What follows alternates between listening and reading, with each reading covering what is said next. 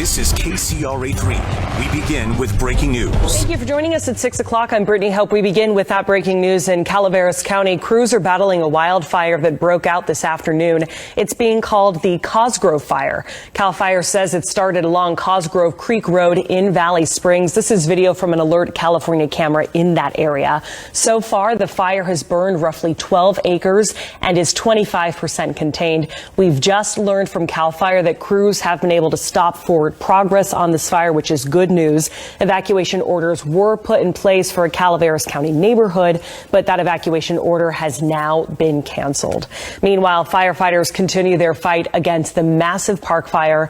It exploded in size since it broke out Wednesday afternoon. Cal Fire says it is now the 7th largest wildfire in California's history on record.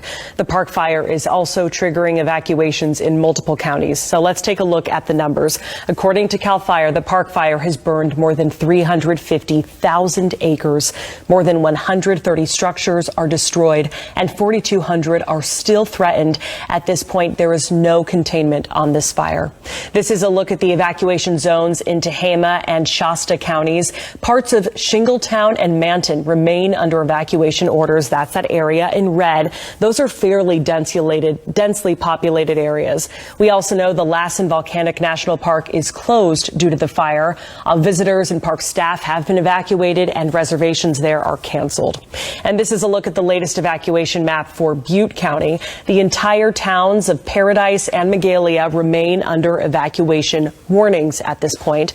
There are now 2 evacuation shelters. One is at the neighborhood church in Chico, and the other is at the Butte County Fairgrounds in Gridley.